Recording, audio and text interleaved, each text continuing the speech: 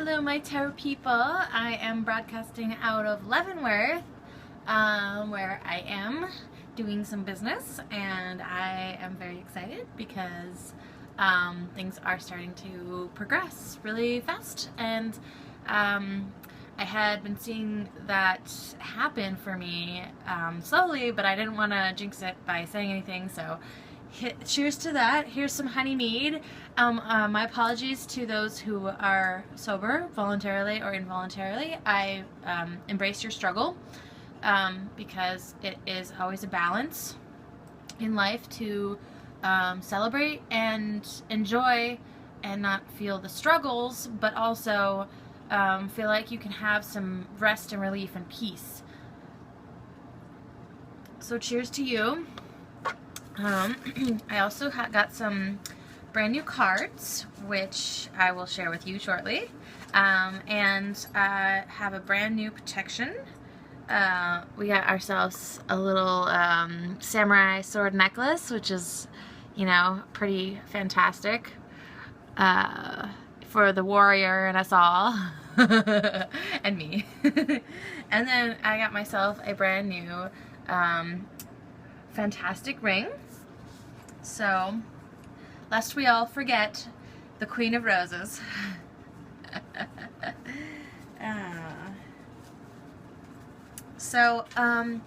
Yeah, the message this week is really short and sweet. I'm not going to elaborate so much because I don't want to take forever for this video to upload since I'm using the Wi-Fi here. Persistence. Follow your passion persistently. Follow your dreams. Even if you have consistent failures along the way, you are figuring out the right track. You might, you know, fall like time after time, but it's okay because every moment is a teachable moment. Everything that you experience is there because it needed to be. Because you know, I don't understand the fascination with needing to know or be the most knowledgeable of everything all at, you know, all the time, because nobody knows everything all the time. Somebody's there to teach us something, and we have to be humble enough to accept the lesson, even if it means that we have to learn something difficult. Because the beauty in the difficult lessons in life is that it teaches us how strong we are and how much perseverance and courage and strength that we to go and pursue our dreams and be the best version of ourselves to our fullest potential. Because there's nothing more amazing than seeing the gloriousness of who you are inside and how you can grow and progress in this world and let people in and let experiences happen and have these tangible things go on that are the beauty and the fabric and the makeup of life. If we avoid all this, you know, all the detours, every little, like, you know, if we ignore the fascinations or we sit all day in the beer garden, since we're here at the beer garden, we're never gonna see different things. We're always gonna have the same experiences, and we're gonna grow tired of all those experiences after a while, seeing as we've already learned all those lessons. So, to that, I have a 3-card spread because I didn't bring any other decks, just the one. So you'll see some really awesome cards. It is, oh boy, oh boy, oh boy, okay. So, alright. The week starts off with the overall theme being the 7 of Cauldrons, which is all about options, choices, opportunities, and emotions as well. Like, we're having a lot of, like, things going on that, like, we have to choose from, we have to decide, and it's almost, you know, sometimes it's almost too much. Like, you can have too many options and you're like, I just don't know what I'm doing. Like, which one do I choose? What's the right path? The right path the right path is the one that you choose. because the universe is always directing you into a better and more safe place. We may have to go through some dangerous stuff to get to that safe place, but perhaps deep down we knew that we were picking a dangerous path because we wanted to experience those dangerous things and see what we were made of up against something dangerous and tricky. So, yes. What is it? Nadia Shah is probably one of my favorite astrologers, and she talks about her belief in that the universe is always kind and loving and for our highest benefit and good, which sometimes is not always the most pleasant thing. But that's okay, because if you take everything at its, where it is in the moment, and you just, enjoy everything for what it is, not allowing the past or outside things to impress upon you, you can have a pretty damn good time. I'm not gonna lie. And it doesn't involve any kind of substances. It all just requires a little bit of mental acuity. So, beginning of the week, we have the King of Swords reversed. So we might be up against some pretty tough energies that could. Oh, I should hold these up. So this is the old path, the Tarot of the Old Path. There. Ooh, shoot! There goes the King of Swords. So. Here's the Seven of Cups, or cauldrons. I love that it has cauldrons. And so it's all about the choices or the opportunities that we might be having. We have the King of, look at him, he's moustached. A moustache man! He, in reverse, he can be a very, harsh, very strict, almost the law, very, all about logical goings on, and so it can actually, it could be somebody who is like, you need to make a choice, you need to decide something, I need an answer, this is important, or here's a list of things that need to be done, and then they need to be done by a certain time, and that's that. It's very, maybe a little bit obstinate. Could be you, could be someone else, and I saw 3 more poking out, so. So that will be our, synopsis of the end.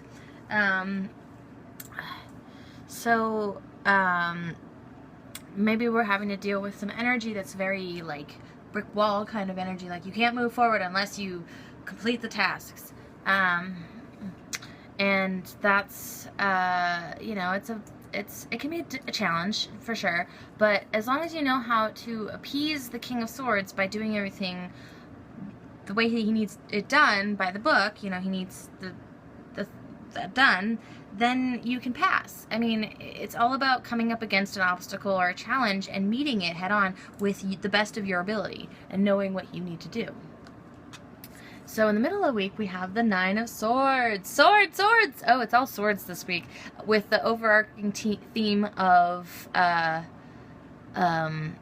Cups.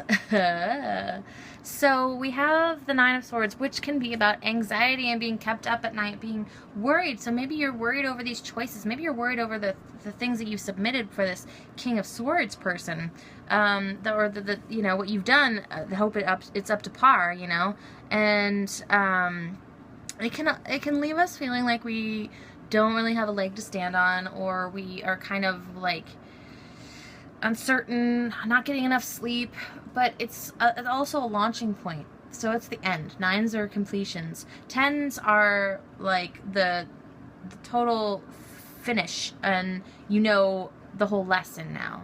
And it's funny because the Ten of Swords is seen as a pretty scary card, but it's really not that scary. So it's more just we've completed we have all the thoughts in our head, and they're just kind of ruminating, and it's really just in our heads, and we just need to let go and allow the process to flow. So at the end of the week, though, we do have a little bit of disappointment. The Three of Swords, and it's about disappointments. It's about and this one is actually interesting because instead of 3 swords through a heart, it is three people with swords. One person is dead.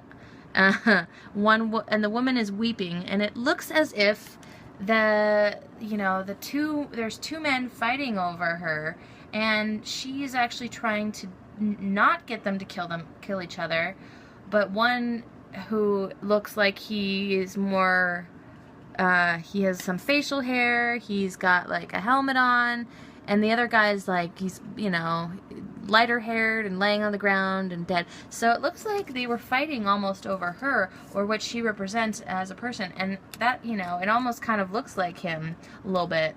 I mean, and maybe there is a woman who is just, she's crying because there's this like opposition between the two men, and she has to make a choice.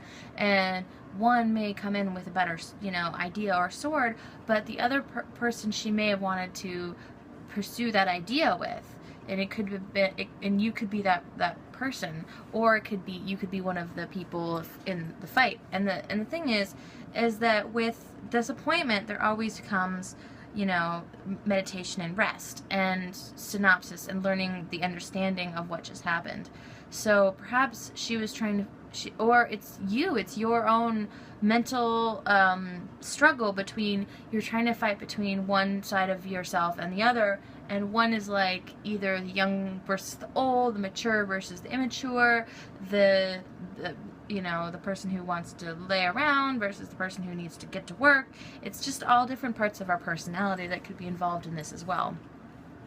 But there's definitely some sadness. As you can see, she's, she's weeping, she's wiping away her tears. Let's see if I can get that in there.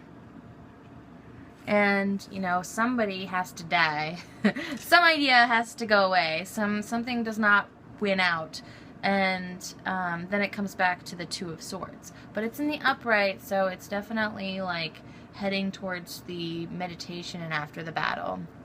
And it's actually supported with the Eight of Cauldrons. This is our our synopsis at the end of the week. So we actually do make a choice. We have to make a choice this week, and it's binding us. It's tying us up a little bit inside. It's making us a little bit nervous, and we are worried about this choice because we're gonna have to disappoint one of the ideas. And so, it almost looks like he's stealing them. He's like walking away, and he's left three, which is interesting because we have the Three of Swords, and there's two people in the background that he's kind of running away from. So he's kind of running away from maybe where he was, like the people that he was with before. I love their look at those pants. This is just awesome, and the shirt is just so, it's awesome. I love the drawings in this. So he's kind of just walking away with all that. It's like you made this choice that you're gonna walk away, and it's in a succession. It's interesting. So I feel like you're gonna, by the end of the week, you're gonna make a choice, and it's going to definitely, you're going to leave the not being able to make a choice, like have a idea of all this, these options. And it's funny because there's a guy with three women here. It's almost like one of the women has to win. And I mean, it's not necessarily all directed at like, romantic relationships, but there's the cups involved, and then there's the tears involved with Three of Swords. So it's definitely some emotions. Perhaps it is a holiday weekend or week, and which is why I'm also drinking the mead for the holiday. But sometimes we have to decide maybe that somebody or something that we've had in our lives, or that we've known for a while, sometimes needs to leave. And it's maybe a situation that we felt like we've had stability for a while, but it's just not working anymore. It's becoming too cumbersome, too demanding, too restrictive. Could be a job, could be, it's just something that is now mentally taxing you and become overarching your entire existence and creating such a great anxiety for you. But it's good that we have this, because we are walking away with most of our emotional beings intact. I mean, he does have a little bit of a face on, but you know, and he is walking away from people, but it looks like he's on his own path. And the next card after this is the wish card. So sometimes you have to go on strike on your own path to make your dreams and your wishes come true. And my ring. And my ring. So the, you know, overall, so we have the internal thing, and then we have the overall synopsis that I'm adding onto this reading, which is going to be good. We have the Hermit in reverse, or the Oh Wise One. They have really cool names for the major arcana. You know, they have the High Priest and High Priestess. So they've turned the Hierophant into the High Priest, which I like.